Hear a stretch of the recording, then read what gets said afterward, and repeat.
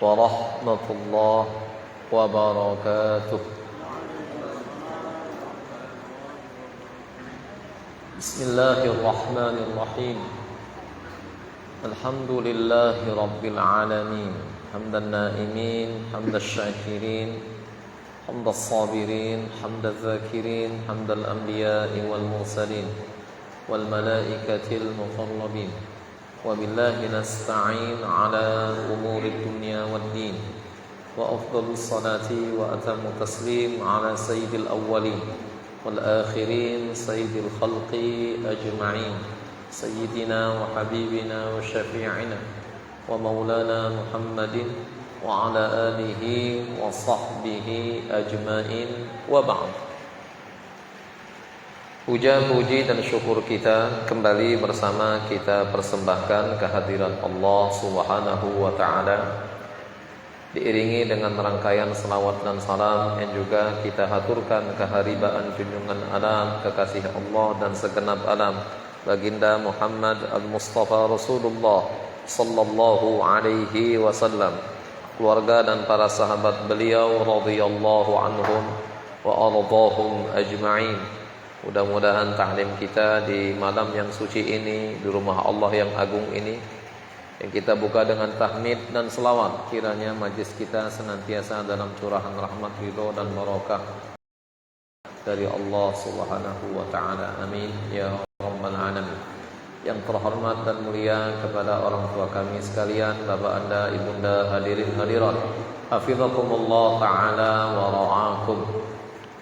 Kajian fikih kita malam ini dengan bab atau tema yang baru ya, tapi masih seputar permasalahan taharah. Nama babnya babul aniyah, bab tentang bejana, biasa diartikan bejana. Al-aniyah kita baca dulu, nanti saya coba akan jelaskan kembali bejana ini, apa yang dimaksud dengan bejana. Al-aniyah ya, nama bab kita ini bab aniyah ya, bejana. Al-aniyatun, kalau enggak pakai aniyah itu adalah bentuk jamak dari kata mufrad tunggal, singularnya ina.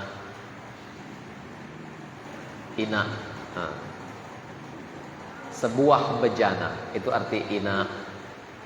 Aniyah jamaknya beberapa bejana. Sementara wa awani, sementara kata awani itu jamaknya aniyah. Berarti apa itu? Double jamak. Nah, dalam bahasa Arab namanya jam'ul jam'i. Kata jamak dijamakkan lagi. Saya rasa nggak ada padanannya ke bahasa Indonesia, nggak ada. Namanya jam'ul jam'i. Jadi kata jamak dijamakkan lagi. Udah jamaknya dia. Aniyah itu udah jamak, tapi dijamakkan lagi. Awani. Nah, itu disebut jam'ul jam'i. Kata jamak yang dijamakkan kembali. Ya, itu maksud wa awani jam'u aniyah. Seperti kalimat aqawil dalam Al-Quran. Al-aqawil, aqawil itu jam'ul jam'i, dia jamak dari kata aqwal. Aqwal jamak untuk kata tunggalnya qaul. Qaulun satu ungkapan, perkataan dan pernyataan. Aqwal itu jamaknya, jamaknya dijamakkan lagi, aqawil. Itu sama seperti ini. Ina mufrad, jamaknya aniyah. Aniyah yang sudah jamak dari kata ina dijamakkan lagi sama orang Arab, double jamak namanya, jam'ul jam'i. Oke, itu maksud apa yang disebutkan di sini. Al-aniyah jam'u ina wa awani jam'u aniyah. Wal muradu biha kullu ma ya'khudhu faraghan minal hawa wa in saghur.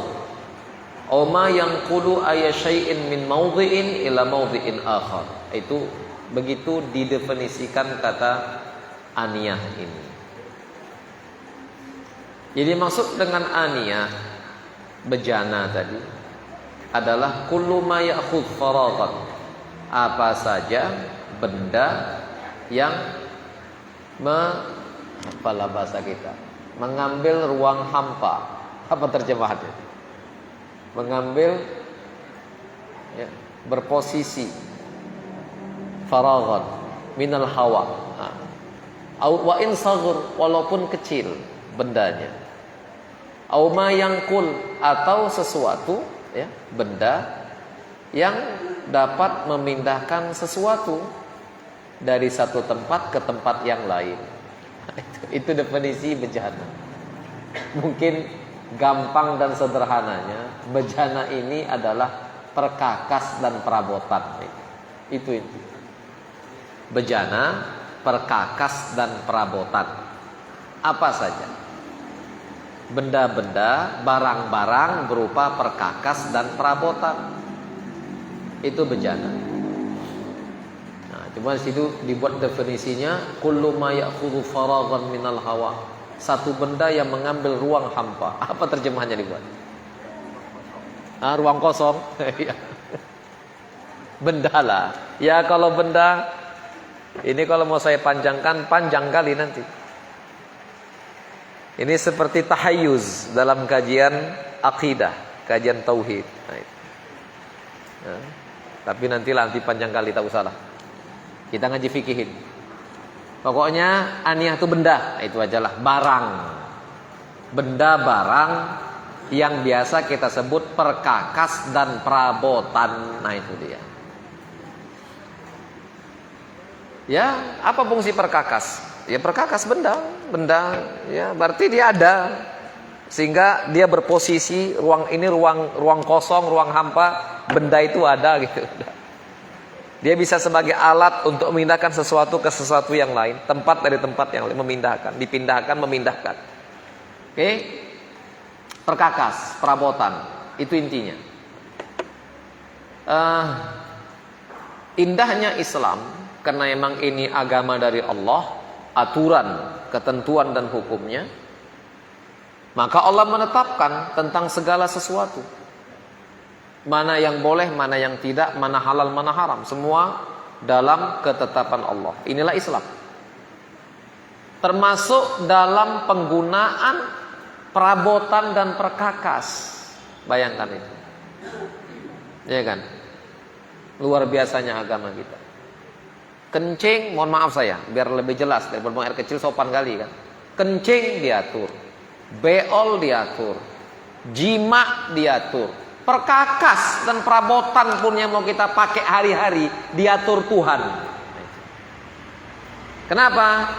Karena memang begitulah Islam. Tunduk, patuh, setia, taat kepada peraturan Tuhan yang dibawa oleh baginda Rasulullah sallallahu alaihi wasallam. Sampai ini. Sampai begini, bayangkan. Perabotan awak di rumah diatur sama Tuhan. Perkakas yang kita gunakan hari-hari nggak luput dari aturan Tuhan. Kencing pun diatur kok sama agama. Jima pun diatur. Kurang apa lagi? Apa ada hal yang sangat privasi, sangat-sangat pribadi dan rahasia sekali, seperti kencing dan jima, tapi nggak luput dari aturan Tuhan, yang bisa menulai, yang bisa mendulang dan menuai nilai pahala dan ibadah di dalamnya. Itulah indahnya Islam. Itulah sempurnanya Islam. Begitulah ajaran Islam dan begitulah aturan Allah Subhanahu wa taala. Jadi Tuhan dalam hal ini ingin menjelaskan aturan tentang perabotan dan perkakas yang kita gunakan hari-hari. Nah, gimana kira-kira? Kita lihat ini kata Tuhan. Ini hukum Tuhan. Hukmu isti'malil aniyah. Lihat ini. Tuhan mengatur hukum penggunaan, pemakaian bejana tadi. Apa bejana? Perkakas dan perabotan. Benda dan barang-barang apapun. Nah itu. Yang kita gunakan hari-hari dalam kehidupan kita. urusan-urusan kehidupan kita. Hukum isti'malil aniyah, hukum isti'malil aniyah, hukum menggunakan perabotan dan perkakas rumah tangga. Nah, apa hukumnya menggunakan bejana-bejana? Hukumnya begini dari Allah Ta'ala. Hukumnya begini dalam syariat kita. Yajuzu isti'malu jami'il awani illa aniyatadz dzahab wal fiddah. Fatahrum 'ala rijal wan nisa' lima fihi minal khuyala wa kasri qulubil fuqara. Nah, boleh menggunakan segala, boleh menggunakan, memakai dan menggunakan segala bentuk bejana, perabotan dan perkakas apapun yang ada, kecuali perkakas perabotan. Nah, perkakas ibu tahulah kan? Ibu lah paling tahu perkakas di dunia ini daripada laki-laki. Mulai dari sendok, garpu, sodet, wajan, semua itu perkakas lah itu. Sekop juga termasuk. Nah, semualah. Nah, jadi perkakas dan perabotan. Ya. Hukum menggunakannya, apa kata agama? Boleh menggunakan segala bentuk perabotan dan perkakas apapun, kecuali perkakas yang terbuat dari emas dan perak. Perak ya. Bukan B. Yang tadi beol saya sebut. Perak. Nah, emas dan perak, perkakas yang terbuat dari bahan emas dan perak. Nah, itu tak boleh. Kecuali kata agama, fatahrum. Karena itu dikecualikan, maka fatahrum, maka haramlah ala rijal, maka haramlah bejana-bejana perkakas perabotan yang seperti itu, yang terbuat dari bahan emas dan perak. Haramlah perkakas perabotan seperti itu alal rijal wan nisa, terhadap baik laki-laki maupun wanita. Nah, jadi nggak bisa wanita perempuan. Iya, aku kan perempuan, masa nggak boleh? Pakai kalung emas saja pun dibolehkan Tuhan sama aku. Makainya lagi, mengenakan cincin, mengalungkan emas, apalagi pun Tuhan nggak ngelarang. Apalah payah sekedar menggunakan saja. Nggak, agama bilang nggak boleh, haram. Keharamannya berlaku untuk laki-laki dan perempuan sama. Fatahrum 'alal rijali wan nisa, maka haram menggunakan perkakas perabotan yang terbuat dari emas dan perak, baik bagi laki-laki maupun perempuan. Kenapa? Kenapa perempuan juga diharamkan? Mereka boleh memakainya, bahkan mengalungkannya, mengenakannya sebagai cincin, gelang dan sebagainya. Lima fih minal khuyala, dikarenakan pada yang demikian itu, pada penggunaan pemakaian perabotan seperti itu, minal khuyala, terdapat bentuk perbuatan kesombongan, terdapat sikap sombong, wa kasri qulubil fuqara, dan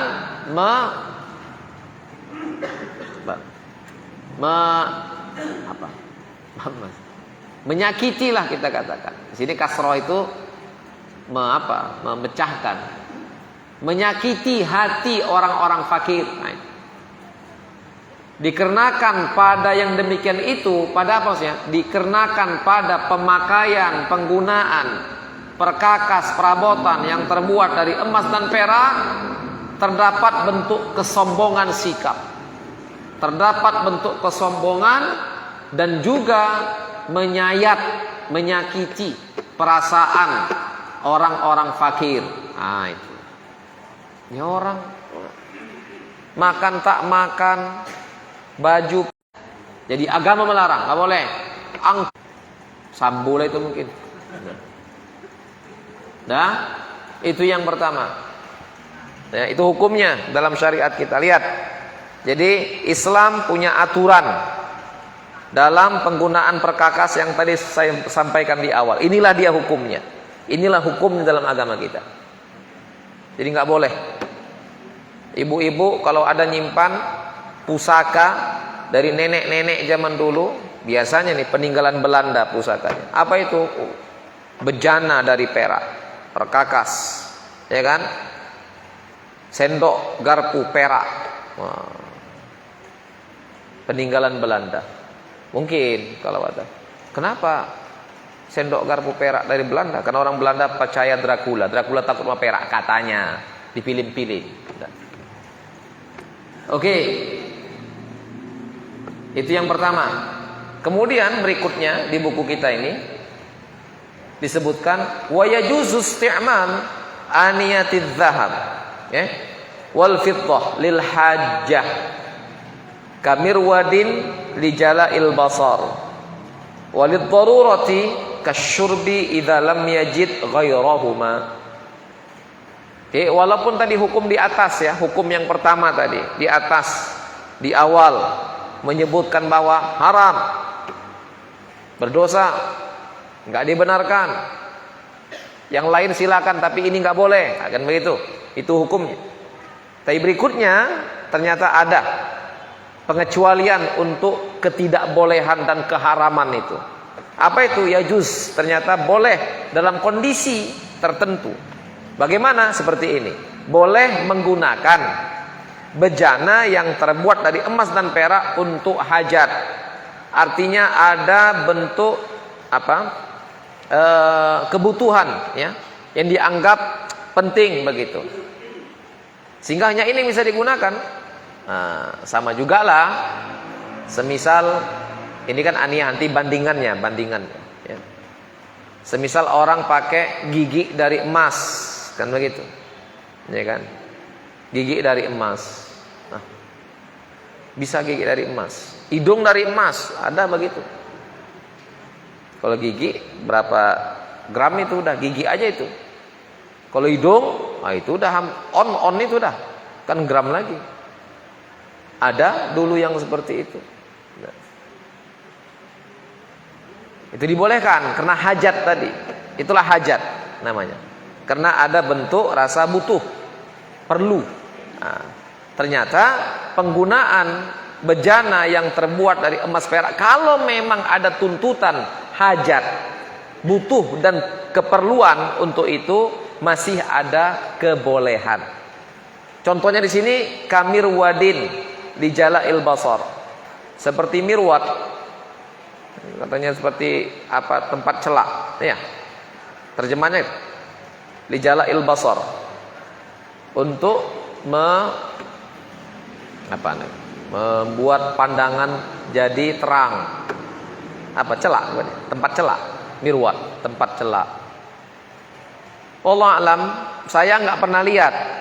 Yang saya tahu zaman nenek-nenek dulu kalau pulang dari Mekah, keluarga-keluarga saya lah dulu, kita lah juga mungkin semuanya, itu biasanya dari Kuningan ya Bu. Iya, tempat celak zaman dulu, celak orang zaman dulu yang besi itu, Kuningan biasanya.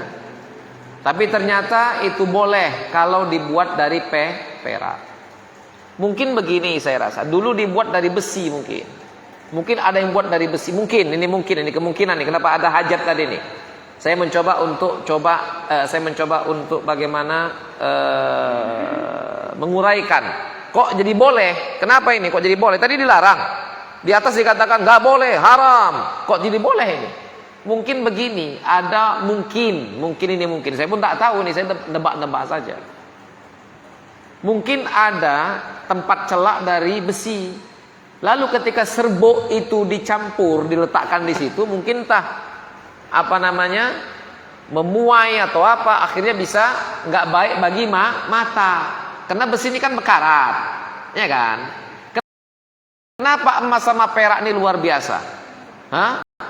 Jadi alat tukar, ya kan? Emas perak alat tukar. Sarana kita untuk sebagai alat tukar. dalam jual beli transaksi. Kan begitu dari dulu kan sampai sekarang emas itulah statusnya. Alat tukar.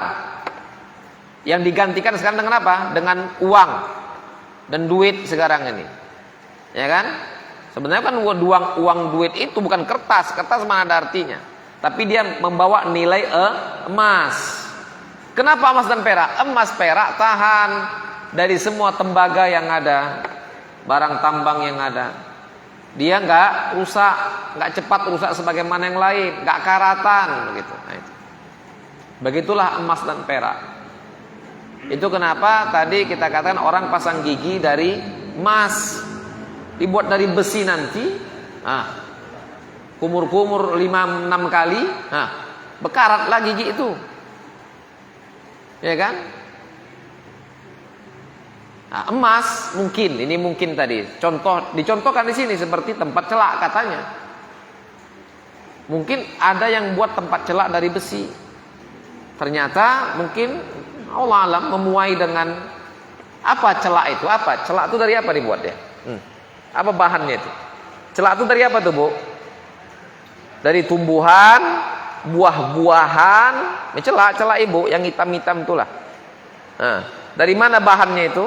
Atau itu bahan barang tambang? Dari mana itu, Bu? Ibu lah yang tahu seharusnya, bukan kami. Sayur kah? Digiling-giling jadi macam kayak gitu?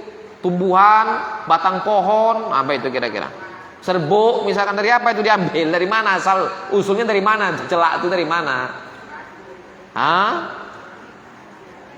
Batu khusus itu? Mungkin ketika dulunya mungkin ini ada yang buat tempatnya dari besi, mungkin karatan sehingga bercampur dan sebagainya dengan tadi benda yang untuk celak tadi itu ismit bahasa Arabnya. Celak itu ismit. Dia barang tambang, dia ismit itu bukan dari kayu, buah-buahan, tumbuhan, bukan. Dan baik memang untuk mata. Mungkin nggak cocok dia ke besi, mungkin kan besi karatan. Sehingga perlulah ada wadah lain untuk buat tempat celak ini. Karena celak sunnah, mengenakan celak itu sunnah dalam syariat kita, khususnya ketika mau tidur, itu sunnah Nabi. Jadi macam mana kita memakai ini? Yang ada besi tak tahan, tak cocok. Kalau begitu nggak apa-apalah, perak aja lah, buat dari perak. Tapi nggak boleh larang agama, kan haram hukumnya. Alah, ini kan hajat. Itu dia. Itu contohnya begitu, saya rasa. Kenapa jadi hajat dia? Oke? Sama seperti sahabat, hidungnya sompel. Perang pula, sahabat kan perang saja. Dibacok, sompel hidungnya. Dibuatlah hidung tambalan. Nanti kalau dibuat gitu aja terbuka gitu kan ngeri juga ya kan. Dibuatlah macam hidung tambalan dari besi untuk direkatkan begitu. Dari apalah unsur seperti besi. Akhirnya rusak ke hidungnya karena nggak cocok tadi, karena besi pula karatan. Akhirnya minta izin ke baginda Rasul dibuat dari emas. Itu kalau hidung dari emas nggak bisa tidur malam itu. Tidur hilanglah. Berapa gram itu hidung? Oke, jadi kenapa? Karena hajat ya, yang sangat kuat membenarkan untuk itu. Jadi tadi contohnya tadi, kamirwadin li jala'il basar, seperti tempat celak yang fungsinya untuk menerangkan pandangan. Itu fadilah, manfaat dari ismit. Bahasa Arabnya ismit, kita nyebutnya celak. Oke. Walid darurah. Kalau untuk hajat saja boleh, untuk sebatas rasa butuh dan perlu saja boleh, apalagi darurat sifatnya. Apalagi darurat, darurat lebih lagi lah. Jadi kalau darurat sekali, kasyurbi, seperti untuk minum apabila dia tidak dapati selain daripada emas dan perak. Udah keselak nih, dah mau mati dah. Misal wala'iyadzubillah. Sehingga perlu minum langsung saat itu juga. Yang ada cuma cangkir dari emas. Itu yang ada, tak ada yang lain. Tapi ini udah darurat, ini udah emergensi. sifatnya. Jadi mana digunakan? Boleh.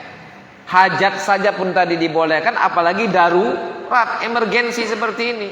Kalau digunakan bisa bahaya, mengancam jiwa mungkin langsung kan, udah keselak begitu misalkan.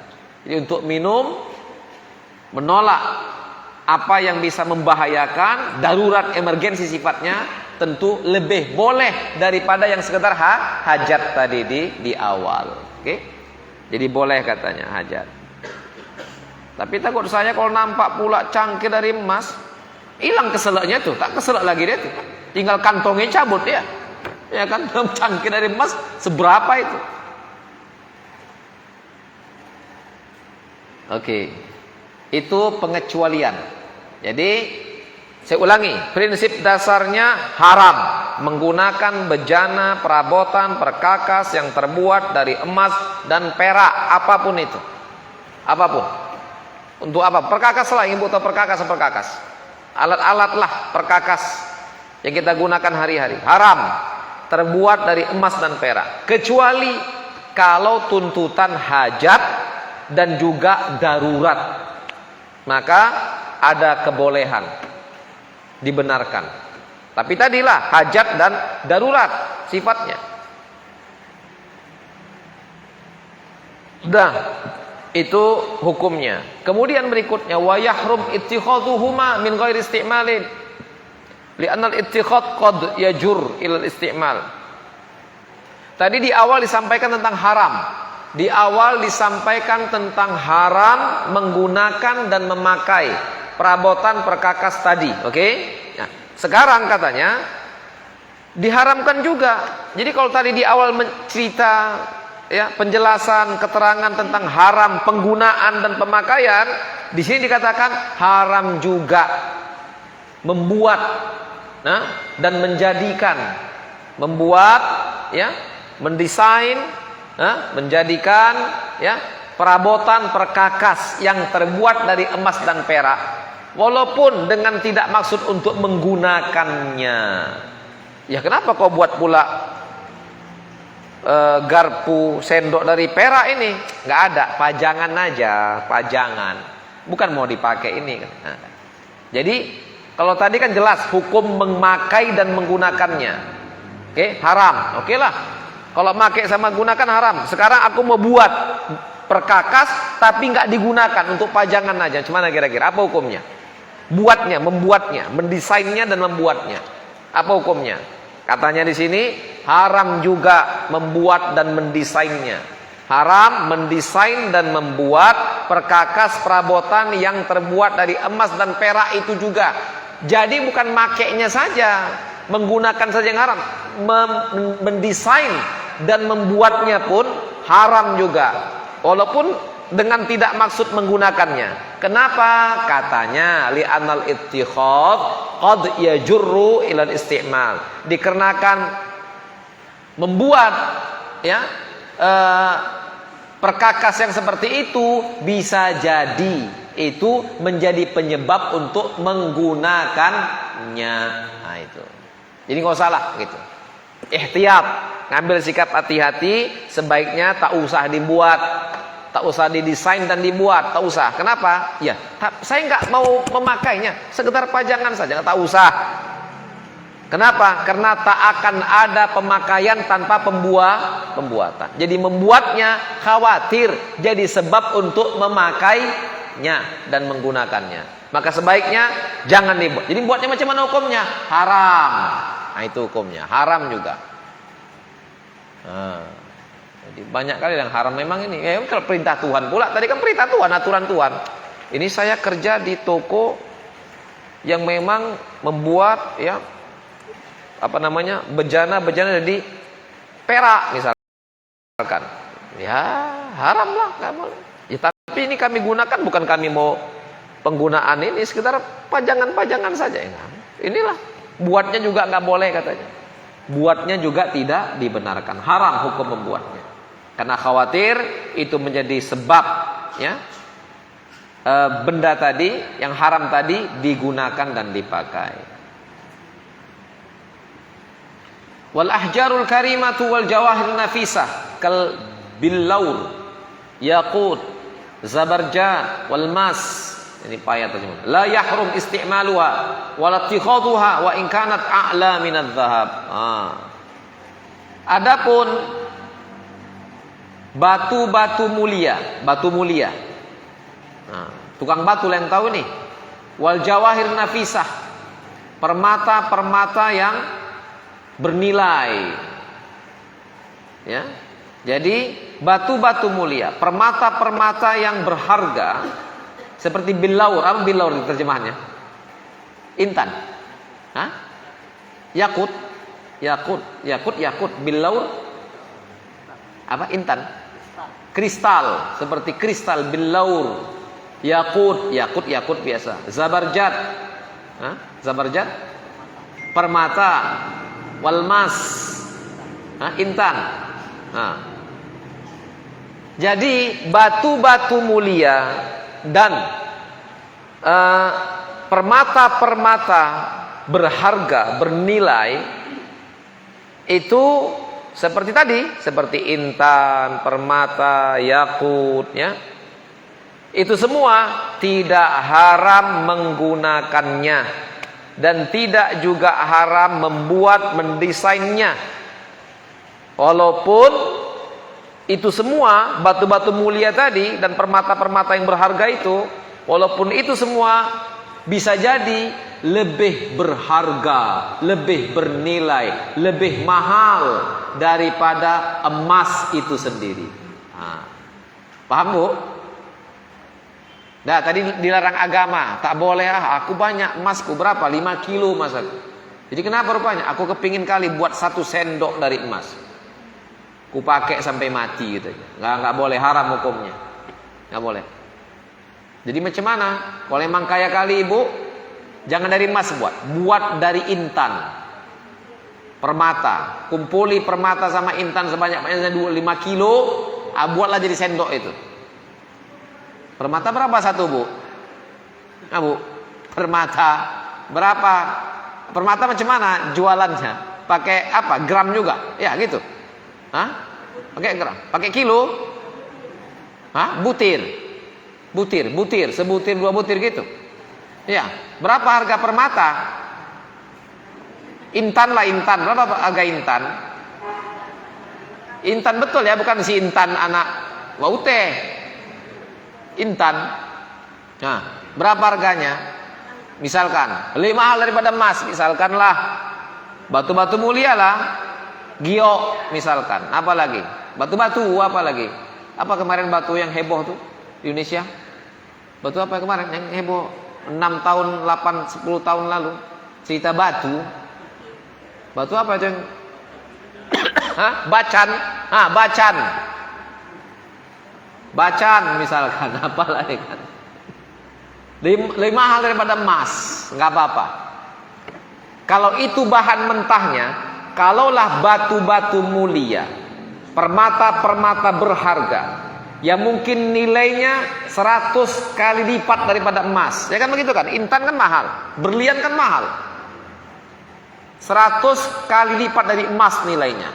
Dan andai kata intan, berlian, dan semua yang berharga seperti itu, batu-batu mulia, itu bahan mentah, dijadikan untuk perabotan perkakas rumah tangga tadi, nggak apa-apa, boleh. Jadi ini bukan masalah mahalnya. Bukan masalah mahal, tidak mahalnya. Ternyata ada yang lebih mahal dari emas, boleh katanya. Jadi tapi tadi sok-sokan tadi, artinya yang buat dari emas tadi dibilang sombong, angku, membuat hati orang fakir terhenyuk, tersakiti dan tersayat. Ini apa nggak tersayat lagi? Apa nggak lebih tersayat lagi nih?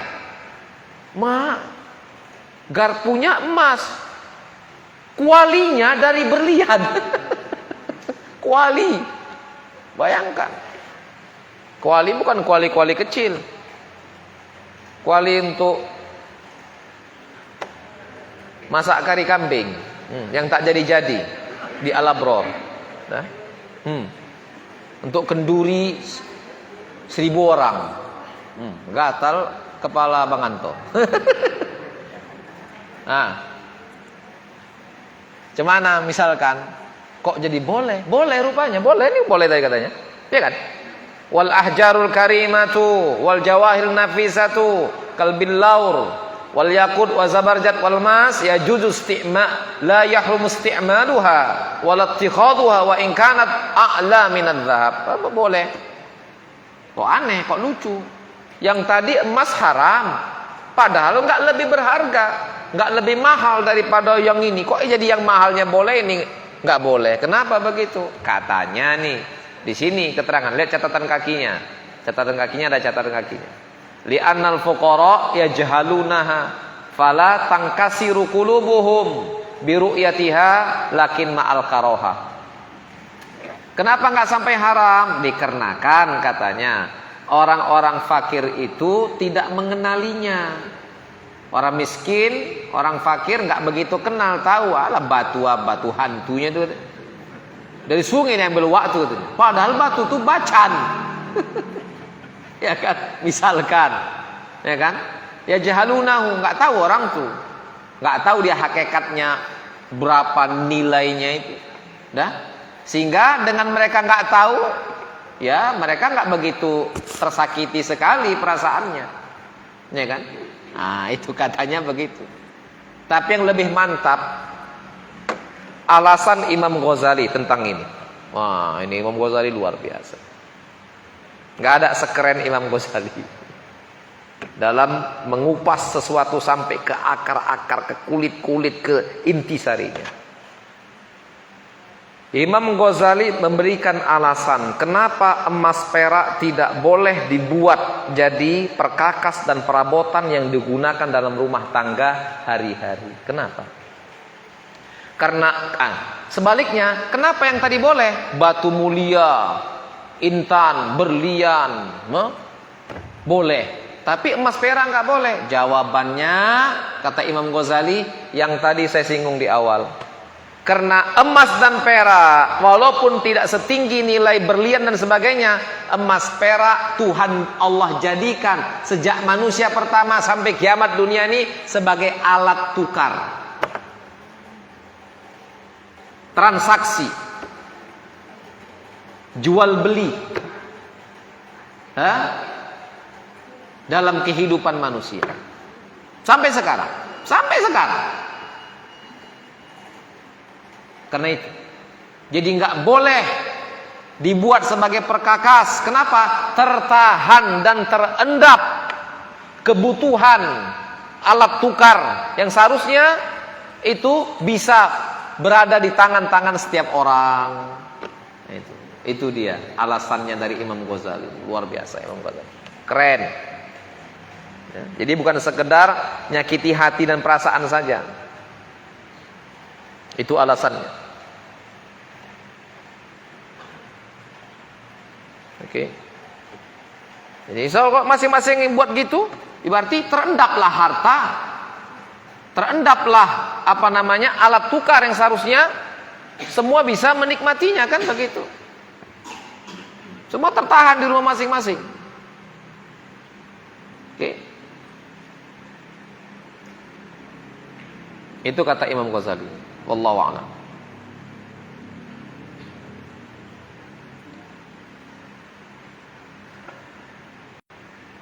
Jadi yang tadi mahal-mahal, ya, yang lebih berharga dari emas, sebesar apapun harganya, dia bukan alat tukar. Nggak ada masalah dia. Oke, kama qala sahibu Safwatiz Zubat, sebagaimana yang dinyatakan oleh penyusun kitab Safwatuz Zubat. Apa katanya? Yubahu minha tahirun min khashabin aw ghairihi la fiddatin aw dhahabin fayahrumu isti'maluhu kamirwadin limra'atin wa jaza min zabarjad. Yubah, diperbolehkan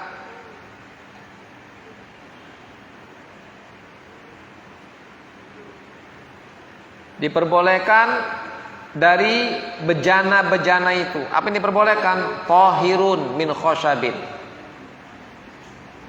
benda perkakas yang terbuat dari kayu yang suci. Suci lah pula dia. Perkakasnya suci, jangan nggak suci. Jangan pula buat wadah atau tadilah bejana atau tempat minum dari kulit babi pula. Mana pula boleh? Kenapa? Najis. Dia mesti tohir. Perkakas yang kita gunakan mesti tohir, suci.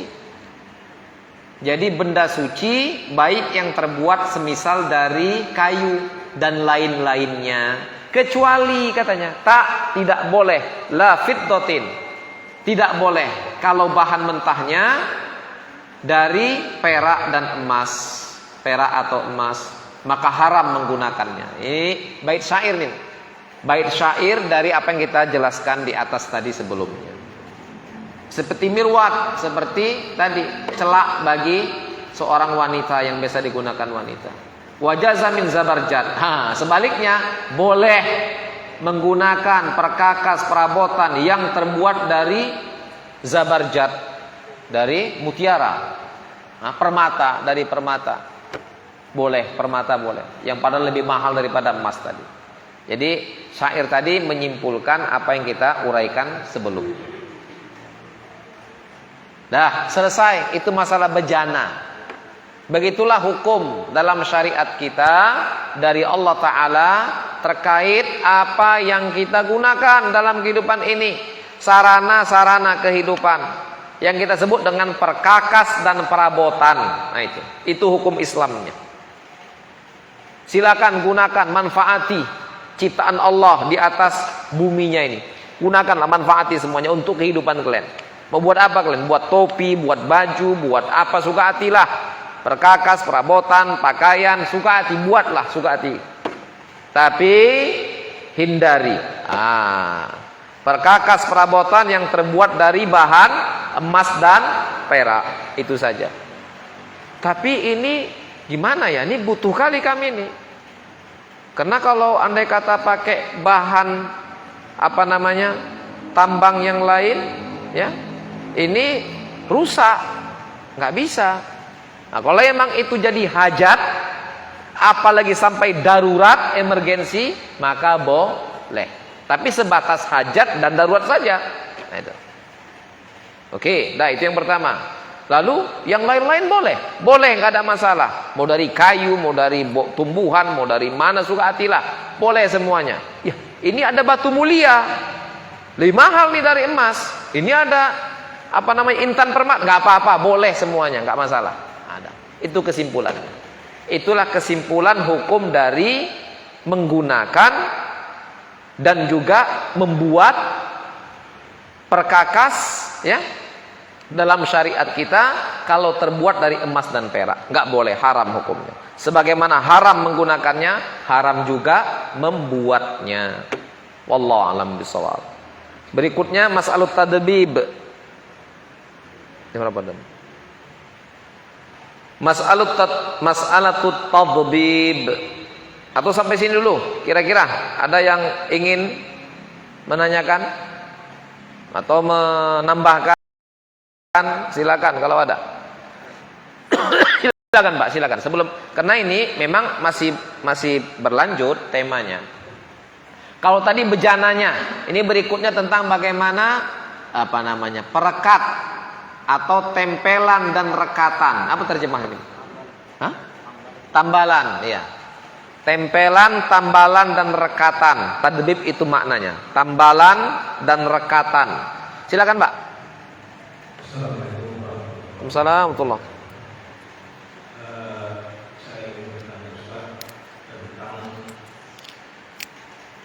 perbuatan peralatan emas dan perak.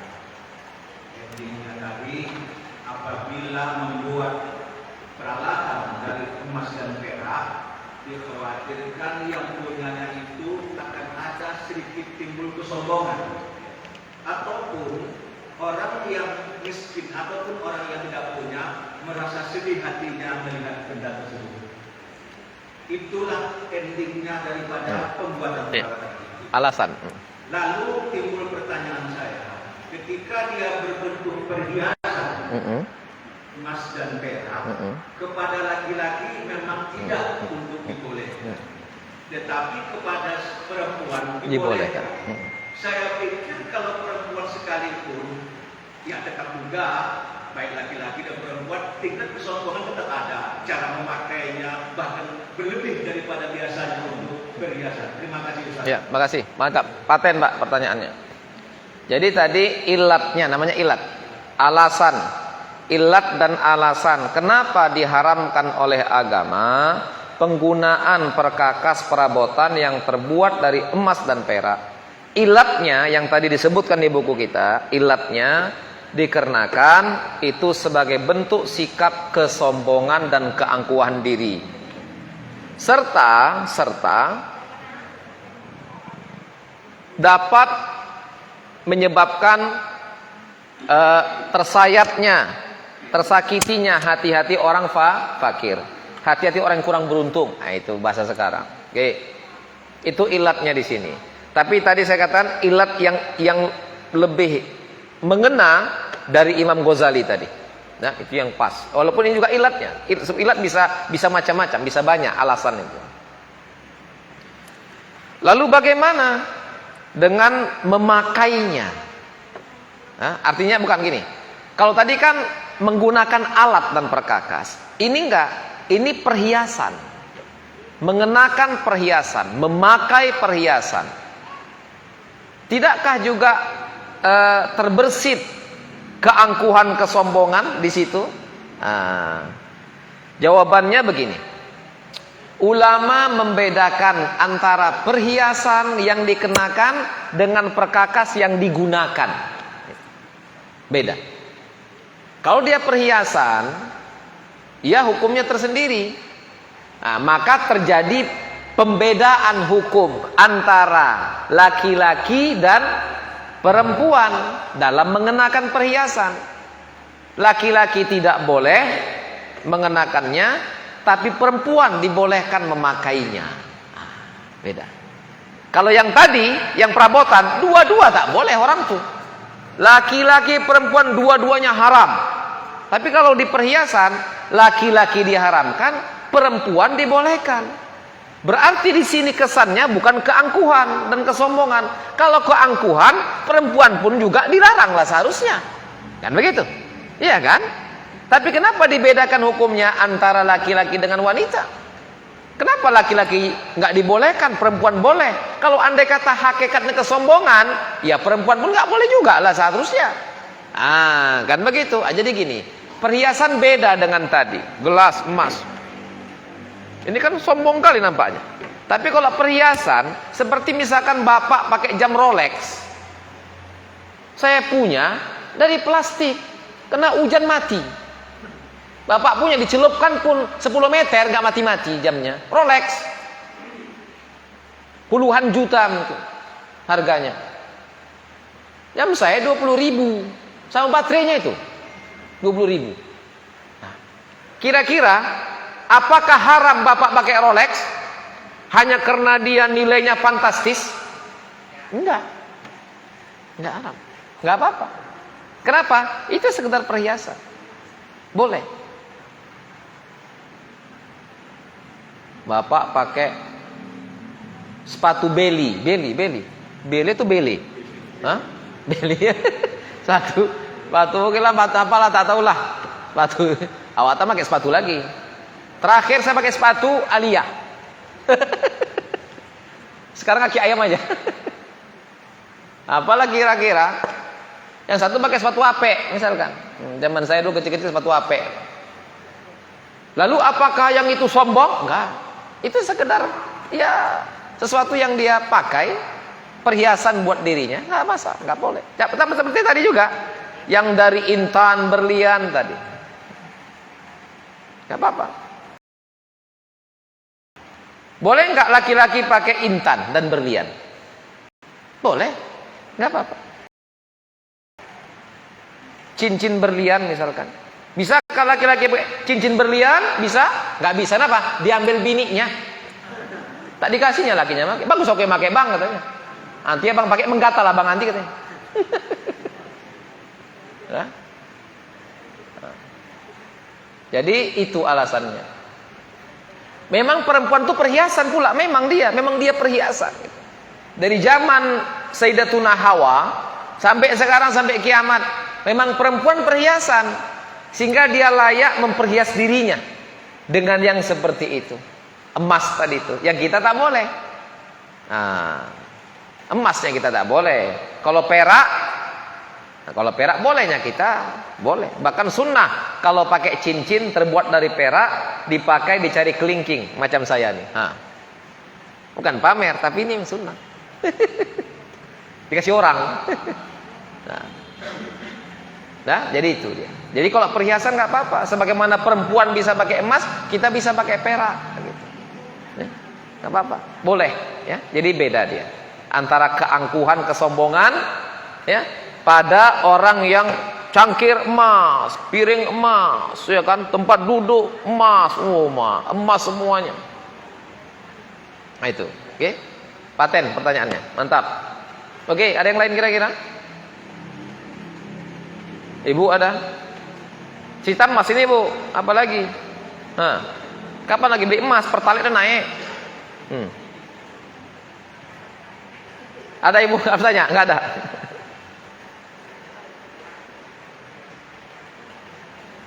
Oke, kalau nggak ada kita lanjutkan.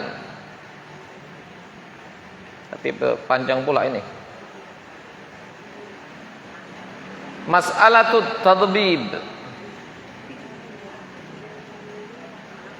Permasalahan tambalan, rekatan yang terbuat dari emas dan perak. Itu dia. Coba. Oke lah, kalau bahan mentahnya nggak boleh. Bahan mentahnya yang dibuat langsung dari itu tak boleh. Tapi kalau sedikit saja untuk ngerekat, nambal. Zaman dulu biasa gitu. Pecah pula, tanggal pula gagang cangkir waktu. Jadi macam mana? Dibuatnya pegangannya dari emas. Sobek pula. Retak pula. Jadi ditambal, direkat dengan emas dan perak. Cuman kalau rekatan saja. Kalau tadi kan bahan mentahnya langsung jadi perkakas. Ini enggak, emas perak sebagai tambalan saja. Sebagai tambalan dan rekatan misalkan. Zaman dulu gitu, biasa gitu. Jadi perabotan mereka, ya, yang mungkin ada patah, ada retak, ya, sobek, itu ditambal, direkat dengan emas dan perak, begitu. Kalau sekarang pula cangkir retak ditambal pakai emas, campakkan cangkir itu beli lagi 1 ton pakai emas tadi, ya kan? Cangkir lagi, tambah. Dulu begitu orang. Orang-orang dulu begitu. Itu menunjukkan apa tuh? Coba, menunjukkan apa? Yang bisa saya baca. Mungkin salah. Menunjukkan betapa minimnya perabotan perkakas orang dulu. Sampai-sampai yang begitu pun dipalar-palar untuk bisa dibetuli, ditambal dengan emas dan perak. Bayangkan itu. Sekarang perkakas kita berserak-serak, bersemak di dapur tuh, tak tercuci lagi. Ya kan? Semua lengkap, semua ada. Rusak campakkan, beli lagi yang baru. Ya daripada ditambal pakai emas pula. Ya kalau ditambal pakai emas pula, hilanglah langsung besok piring tuh. Itu. Bisa begitu. Dulu begitu. Dulu biasa begitu. Menunjukkan betapa itu, betapa minimnya perkakas perabotan yang dimiliki, sehingga dipalar-palar, dibenah-benahi begitu, dibetul-betuli, direkat, ditambal sampai dengan emas dan perak sebagai penambalnya begitu. Begitu berhargalah perkakas perabotan di masa itu. Ya kan? Kan begitu kan? Ya, bayangkan emas dikorbankan untuk merekat menambalnya. Cara kalau enggak dianggap perlu kali perkakas tuh. Sekarang ada yang begitu kita? Mana ada? Campakkan perkakas tuh, beli yang baru, jual emasnya tadi. Ya nambalnya berapa itu? Berapa gram nambalnya itu? Nambal. Berapa gram nambalnya itu? Kalau cangkir misalkan patah gagangnya, dibuat dari emas, berapa gram itu pegangannya itu? Campakkan cangkirnya. Satu kontainer beli pakai emas tuh bisa. Nah, begitulah dulu begitu. Minim sekali. Sederhana. Sampai-sampai emas perak dipalar-palar untuk nambali dan membetulinya, membenahinya. Nah, kita sekarang semua ada, semua lihat nih perkakas kita lengkap semuanya. Apapun ada ya kan? Nggak sulit kita hidup sekarang, semua ada. Ya kan? Ya memang ada orang miskin, ada orang fakir, tapi kita kan lebih apa bahasanya? Lebih leluasa dalam menjalani kehidupan. Mandi pakai sabun, sikat gigi pakai odol. Zaman atuk-atuk kita pakai apa orang tuh? Sabunnya pakai apa? Ibu zaman apa? Zaman neneknya ibu. Pakai apa sabun sama odolnya? Kita semiskinnya orang, Lifebuoy juga sama Lux sabunnya. Yang orang dulu pakai apa? Sabun telepon pun 112 yang makainya untuk mandi. Untuk mandi itu sabun telepon. Ya kan? Teleponnya belum pakai data itu. Telepon biasa Mas. Hah? Begitulah ya. Jadi kita nih sebenarnya tinggal mensyukuri saja. Ya kan? Syukur kita. Walaupun memang kita miskin, fakir, wah ini payah ini, pertalite naik memang kurang ajar ya kan. Dah yang lain-lain naik ya kan. Dencis enggak turun-turun, ya gembung pun juga gitu, ikut-ikutan. Ya. Mahal semua. Ya tapi kan kita lebih nyaman hidupnya dari orang dulu. Ya kan? Pakaian kita nih ganti-ganti ya kan? Lihat. Pakaian ganti-ganti tiap hari. Orang dulu bisa gitu, ganti-ganti gitu. 1-2 pakaiannya. Ya kan? Sederhana sekali hidupnya. Tetapi ya begitulah. Kita tinggal mensyukurinya lagi. Oke. Atau mungkin enaknya bulan depan lah kita kaji Bang Anto ya. Nah, tentang ini, tadbib, kena rinci masalahnya nanti. Bagaimana kalau tambalannya itu banyak, sedikit, tambalannya memang ada hajat, ya, keperluan untuk itu, tuntutan hajat, atau sekedar dia enggak ini kami buat hiasan saja nih.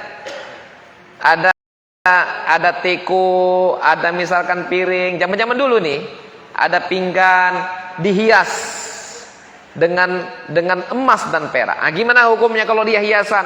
Nah, ini insya Allah kita bincangkan bulan depan supaya dia satu bab dia selesai ya, nggak apa namanya nggak gantung insya Allah ya. Jadi ada 3 masalah ini, masalah bejana Pak 3 nih Pak, masalah bejana 3, bejananya, rekatan tambalan untuk bejana, yang ketiga sepuhan untuk bejana. Nah itu dia 3 masalahnya. Kita sudah bahas yang 1, bahan mentahnya. Tinggal 2 lagi. Bagaimana tambalan dan rekatan untuk perabotan dan alat perkakas bejana tadi, dan bagaimana kalau dibuat sepuhan untuk itu. Tinggal 2 masalah lagi. Bulan depan kita kaji, oke? Ya, insya Allah. Ini saja. Ada lagi ibu yang mau tanya? Kalau nggak ada kita tutup jam 9:30 udah ya. Insya Allah. Akhirul kalam ya. Mudah-mudahan apa yang kita diskusikan bersama tadi bermanfaat untuk menambah ya khazanah pengetahuan fikih kita sehingga bisa kita terapkan dalam kehidupan kita insyaallah ya. Amin ya rabbal alamin. Saja akhirul kalam.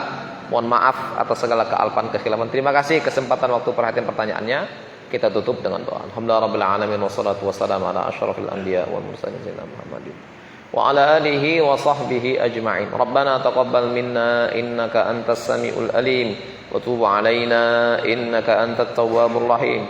Allahumma arinal haqqa haqqan warzuqna ittiba'ah wa arinal batila batila warzuqna ijtinabah. Allahumma ij'al jam'ana hadha jam'an marhuma wa tafarruqana من بعد تفرق معصوما اللهم اهدنا بلطفك وجودك ورأفتك ورحمتك صراطا مستقيما اللهم عافنا في أبداننا وأسماعنا وأبصارنا وقوانا اللهم عاف والدينا وأزواجنا وأولادنا وذريتنا وإخوتنا وأصحابنا في أبدانهم وأسمائهم وأبصارهم وقواهم يا ذا الجود والإحسان يا رب العالمين اللهم بارك لنا في ذريتنا ولا تضرهم ووفقنا وفقهم لطاعتك وارزقنا برهم وتقواهم وصلاحهم يا أرحم الراحمين ربنا آتنا من لدنك رحمة وهيئ لنا من أمرنا رشدا ربنا آتنا في الدنيا حسنة وفي الآخرة حسنة وقنا عذاب النار وصلى الله على سيدنا محمد النبي الأمي وعلى آله وصحبه وسلم بفضل سبحان ربك رب العزة عما يصفون سلام على المرسلين والحمد لله رب العالمين تقبل الله منكم